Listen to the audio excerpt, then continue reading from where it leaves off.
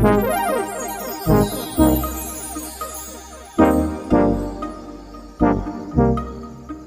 about to party up in here. Oh yeah, yeah. This how we do. You see we shining, we shining. You see the way that my timing be blinding. Know what's the same, how I blow in my lane. Don't know not the same, cause the timing be climbing. Hey, when it's this, I'm the chop man. We be on the yacht popping champagne. Yeah, I live on the road. I do what I do, not to live on the floor. And to live is the goal. But when you get here, then that living is bold. Cause when you get here, then you live by the code. And we chasing that dream, so we live in that mode. In me, it'll never change. I done been through several pain. Chat with me now, cause there's more to a name. Take you a seat, this is behind the fame.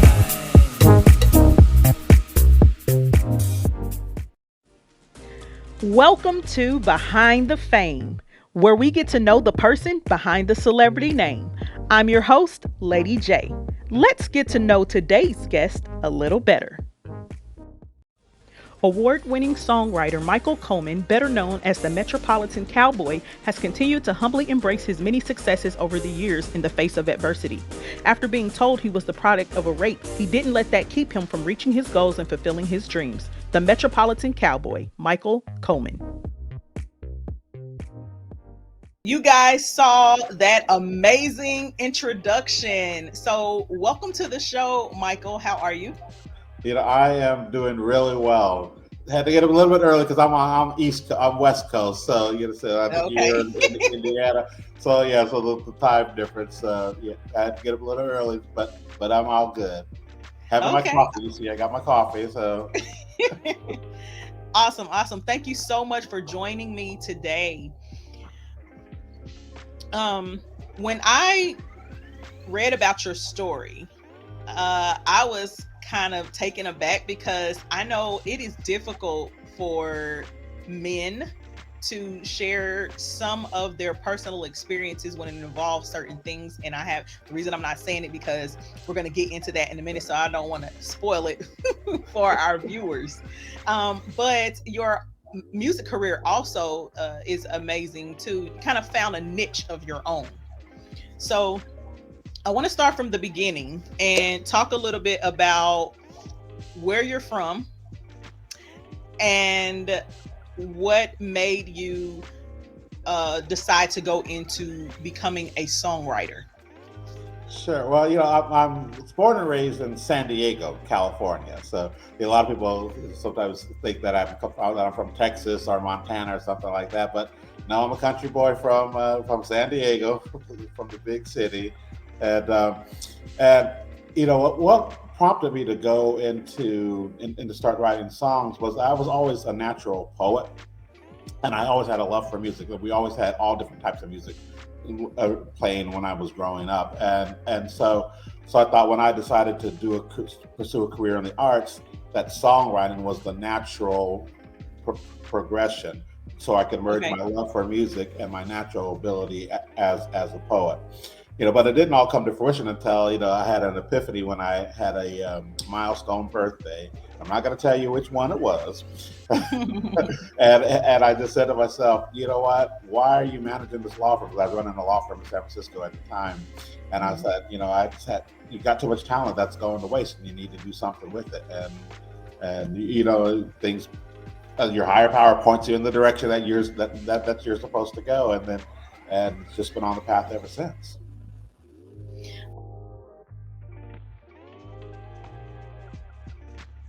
Awesome.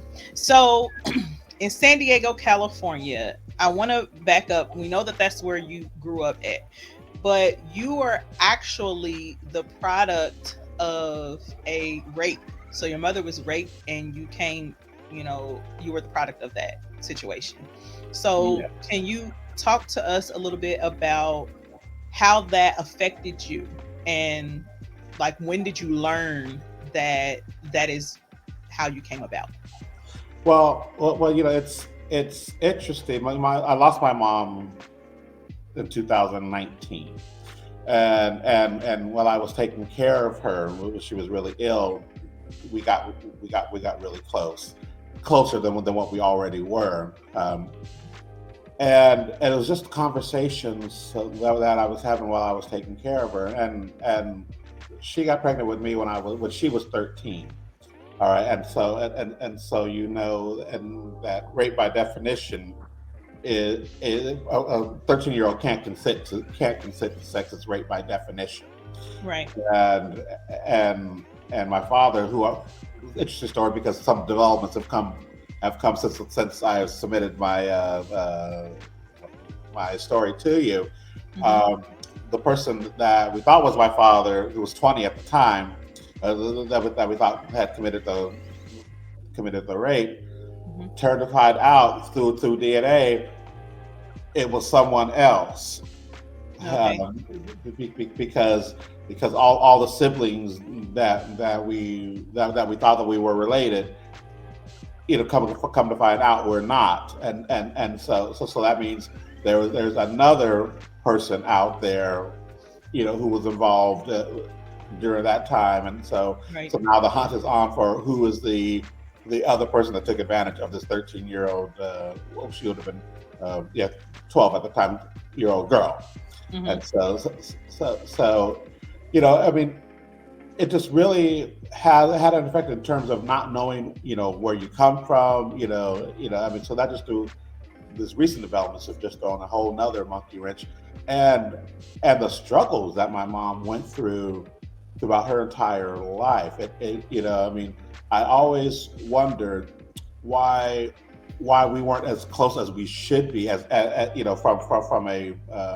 from a child and mother perspective, Right. and then it wasn't until that we started talking about all the trauma. She had been violated multiple times throughout her entire life, and I only knew of the one. And then when she was getting ready to pass, we started talking about all the other times Hmm. that she had been victimized, and just to know that she had carried that burden with her all her life. I mean, it was really upsetting to me, and that's why I don't mind talking about it, because I think we don't talk about it enough, and the whole impact that sexual assault can have. It's so it's a multiple layered effect, Right. and especially for the men that are part of it, or that come out of it. We definitely don't talk about how we got here. Right. So yeah, so I don't mind sharing the story. I mean, it's a little bit difficult sometimes. I mean, but I think it's important, that we talk about these things. Right. Right. I want to ask you, at what age did you learn that your mother had been raped, and that is how you came into this world? Well, the interesting thing is that we never really classified it as that in the family. You know, Okay. you, it was more or less, I was just here. Hmm. But like I was saying, I mean, just by pure definition, that is Right. it is sexual assault. But the family never looked at it that way, and I didn't start looking at it that way until I was older. Okay. And I would say probably not until I was in my maybe 30s. Hmm. That I started thinking of it in those terms. Right. Right. So, did you have a close relationship with your mother growing up? It wasn't as close as it should have been or could have been. Hmm. I think we were more in a. I mean, she was a child who had a child, and so I was really more. It was more on my grandmother during the early years, and Uh-huh. and then we lived together, my mom and I, when I was a little bit older, and Okay. it was just, there was always something that was off, Hmm. and I just couldn't put my finger on it, and Hmm. later on, now looking back, I think it was just the fact that she was just carrying so much with her, and Right. and and and, and I could have been the reminder of that. Right, right. So as you got older, in your more adult years, and you began to understand things a little bit better, do you feel like that impacted how you viewed your mother then versus your adult years? And if Oh, so, and if so, was that a difficult thing for you to kind of forgive and get past? yeah. Most definitely. And I think during those formative years, when you have a higher expectation of your parents, and if they don't deliver that expectation, that can make you feel some sort of way. And it really wasn't until I started thinking about what she had gone through and what she struggled with, when I was older, that I was able to say it was the aha moment where I was Right. able, okay, this is why this was the way that it was. And Mhm. and that really made me look at things differently, and made Mhm. me react to her differently. And it actually, I think brought us closer, because it's so funny. When I had to go to San Diego, when my aunt called me and said, "Hey, you need to come out here and see about her," and I dropped everything and went out to be with her. She said to me, she didn't think that I would do that, and my response to her was, "Of course I would drop everything and come out and see about you, because you're my mom." You Right. know, and so it was that kind of that kind of divide. She knew that she could depend on me, Mhm. or I knew that I would always be there for her. Right. But the birthday gifts were never coming. The Christmas, all that kind of traditional things that you would think that families Mhm. have, we never did have. We never did have that. But she would always call me all the time for advice, and so we were close in that respect. Okay. Awesome. Because I know that it's difficult for some people to forgive their parents. Like parents have this amazing hold on their children, good or bad, Yes. because when we are not getting what we feel like we deserve or what we need from Yeah. our parents or what we should, then it's very difficult for us to forgive and let go, because it's like in our minds it's like, well, you don't know what they did, or you were supposed to do this, you were supposed to do that, you're my mom or you're my Yes. dad. And Yeah. we don't understand that before we came into this world they had lives too, they had experiences as well. Doesn't maybe justify or excuse Yes. Yeah. some of the things that they have done, that affected their children negatively, or maybe things they have done to them, because a lot of people can only give you what they had. What people can only give you what they had. Yeah. Maybe Yeah. some parents don't have the tools, so in that respect, I think that that is amazing that you are able to, forgive, and as you got older be able to understand more, because a lot of people they struggle with that, especially men. So I Yeah. think that Yeah. that is awesome.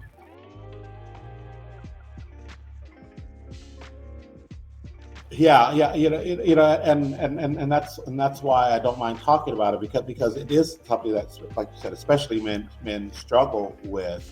And and that could be a precursor to all kinds of bad decisions. and Right. because realistically, with my background, I think I probably should have a number across my chest and making a license plate somewhere. Right. But that has never been my path. And I've been very fortunate. But some people, have not been as fortunate. And I think, having talking about it and trying to create an understanding, trying to create a dialogue, and being vulnerable enough. I think men, especially African American men, sometimes we're not as vulnerable as we should be, Hmm. or we don't want to portray vulnerability. Right. And that actually makes us weaker, I think, and not stronger. Right. So before we move into your music career, I want to ask you, growing up, were there any other challenges that you, you know, had that maybe helped shape and make you into the man that you are? And if so, how did you overcome those?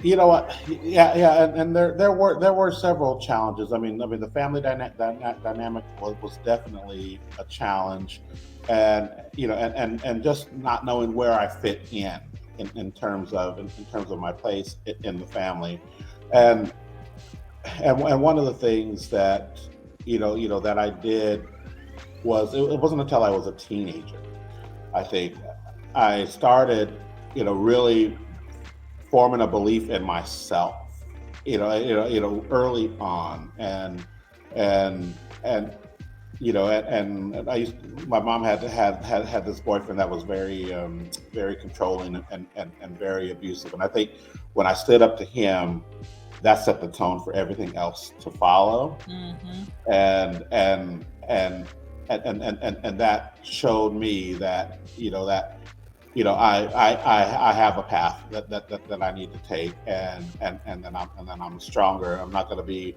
I always say it doesn't matter where you come from. It's where you end up. Right, right, exactly. Okay, and so you talked earlier about knowing that like songwriting was just the natural choice. So we know that you have, you know, hit the iTunes charts and number one on there four times, right? Five now. Five Five times now. Okay, with so it was four the times latest when record. when I Yeah. first talked to you, but now five Yes. times. Okay, Five times now. that's on the country charts in South Africa, and Yes. also you made number two on the pop charts there Yes. as well. So, in your career in songwriting, um, tell me what made you go the direction of country music. Oh, I love country music because it's the genre that tells the story, Yes, it is. and I think Yes, it is. yes. Whereas R&B is the genre that makes you feel, Mhm. especially classic '70s R&B and whatnot. And what I think country is what tells your story, and that's why I love it. So whenever I sit down, and my catalog has got all different types of music in it. It spans all the genres. But when I actually sit down to construct a piece, I generally started out as a country piece because there's a story to tell. So yeah, that's all. I just love it. I just love the genre. Awesome. And so, I mean, I love music, period. There are specific country songs that I like because, yes, country music does definitely tell a story. It is definitely unique in that aspect. So, and you've also been a voting member of the Country Music Association for many years. Yeah. So, tell me, what has it been like though as a black man? Because you don't see too many black people in the country, music genre, even though we know that all forms of music stem from some form of black music, whether it Yeah. be the spirituals and blues and stuff like that, and kind of ventured out into all of these different genres of music. So tell me, what has it been like for a black man in the country music industry? Well, nowadays, I mean, it seems like every time you turn around, there's a blackface that they're trying to promote because they're trying to do this diversity campaign. And as a matter of fact, I was looking at at a news blurb from the association, and I ain't never seen so many black faces on this news blurb the entire time that I've been there. So now it's like it's in vogue to be to be black in country and western. But what's so funny is that I've been here the entire time. I mean, and it's just so funny because I remember in the early days. That I was only blackface in the room, and people are looking at me. Why are you here? And so it's been a struggle, but but when you love what you're doing, and when you love the genre, you put up with certain things. I mean, like there were times when I would go down to Nashville for a meeting, and if I was working with a writing partner or working with a collaborator, I would let him be the face first Hmm. before they met me because he was white. Right. So you had things to deal with that.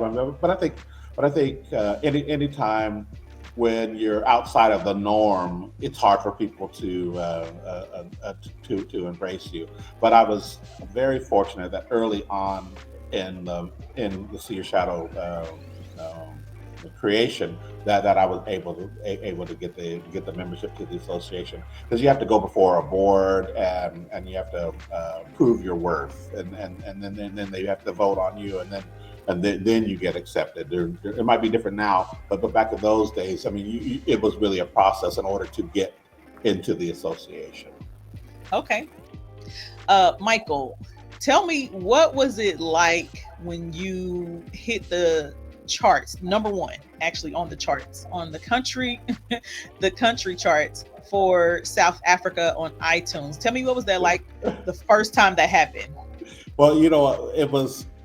I couldn't believe it, first of all, and I found out because my publicist, did a post about it, and I was like, "Are you serious?"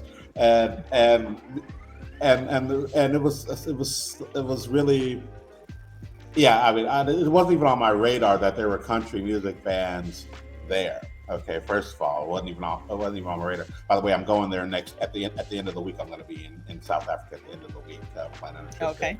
Uh, and for it to be the song "I Will Tell Jesus You Said Hello," for it to be that particular song, because that song, which is the ultimate, in my opinion, country story song, and for it to be that particular piece, a piece that Nashville folks said, "Oh my God, I mean, this is a duet. It'll never go anywhere." Did all the, they were so negative on this particular piece, and because it's a sad song. It's a song about a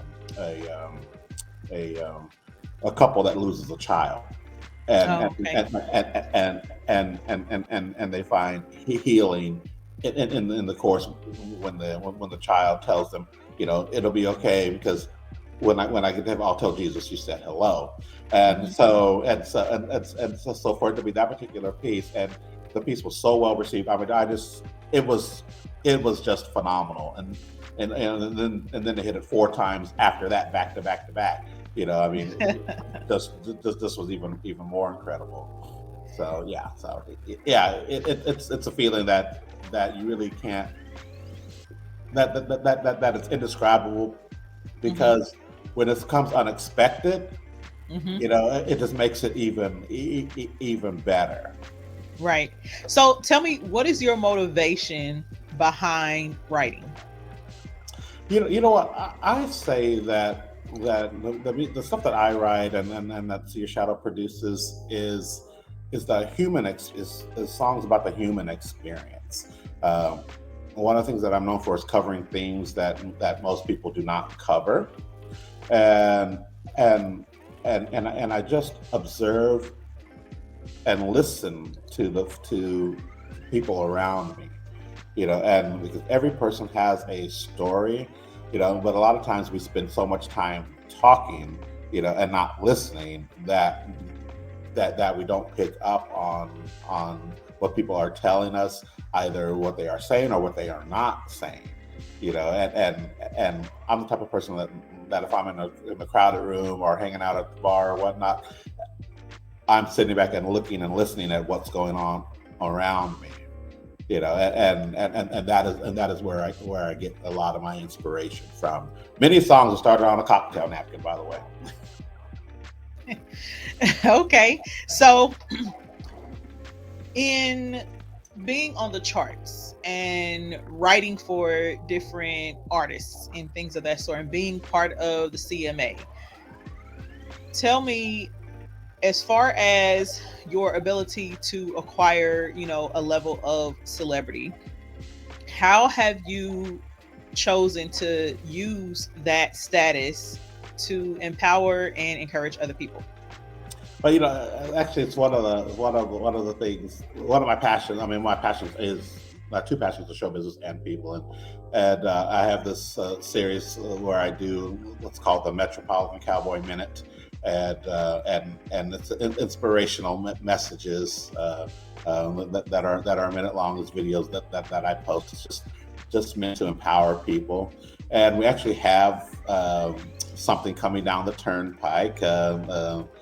Here soon, because you know I just won an award by the International Music Association last month, and where we were named Best Alternative Group, and there was Awesome. a network. Congratulations. Thank you, thank you. Yeah, I was really excited about that too, and so there's an opportunity for a television show that a network has contacted me about, and so I think we will do some inspirational stuff in the new project as we develop the show. So I'm really excited about that. So, you know, I mean, because I think we need to.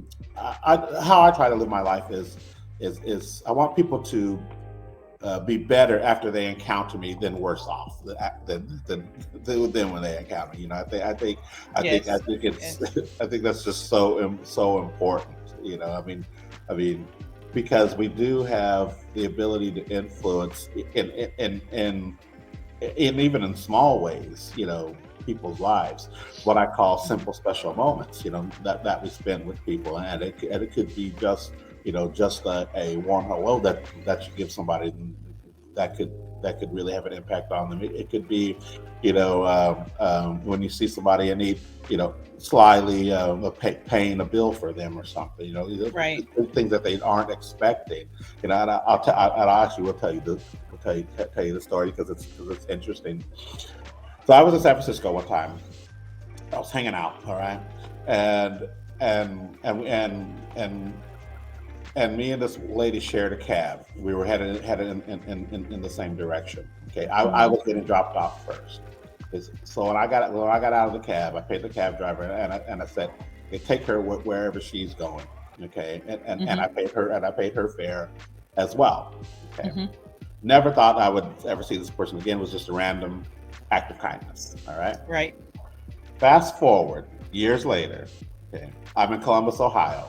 All right, which is where she Shadow got started, and I'm hanging out, and a friend of mine says, "Well, yeah, hey, you know, I want you to meet this friend of mine. I think you guys would really hit it off, and you know, you know, yeah, she's a really cool person, and yada yada." And come to find out, is the same woman whose fare I paid years earlier in San Francisco. And she was like, "You, yeah." So yeah. Just things like that, you know, could really have an impact on people, and it's what I call simple, special moments that we have with complete strangers. So, can you tell everybody how can they connect with you and support you? But sure, our flagship website, my flagship website is seeyorshadow.com, www.seeyourshadoww.com. See Your Shadow Songwriting is the name of the organization I run. And you can find us on Facebook. That's our preferred platform for you youngsters, and just go to it. Yeah. I know IG is the platform you guys like to use, but we'll be launching our IG, relaunching and rebranding our IG and Twitter here soon. But Facebook is the preferred platform. And I also encourage folks to look me up personally on Facebook. You see Michael Coleman, you'll see the cowboy hat, Metropolitan Cowboy, and send me a friend request. Say that you saw me on the show, you know, and I'll go ahead and accept you, and we can just, because I love connecting with my fans, or the fans of people who love independent music. And our YouTube channel, the Metropolitan Cowboy YouTube channel, is out there where you can see all the videos and see some of the Metro Minute clips, and we have a lot of content out there. So. Awesome. So, last but not least, what message do you hope that people take away from you sharing your story? What I would like people to take away from this is a couple of things. First thing, for the guys that it's okay to be vulnerable. It's okay to talk to feel, number one, and talk about how you feel, number two. Uh, that actually is a strong is a sign of strength, and that well, like I said earlier, you know, we all get here some kind of way. It's what we do while we're here, you know, that is important.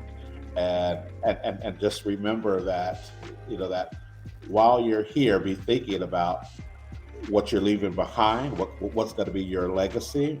And a legacy doesn't mean money. A Right. legacy is many of things. What are people going to say about you when you're gone? And you always need to be thinking about that. We always all need to be thinking about that, because because when we are gone, all we do have is the legacy that we leave behind, and you want to make it a good one. Awesome. Yes, I absolutely agree.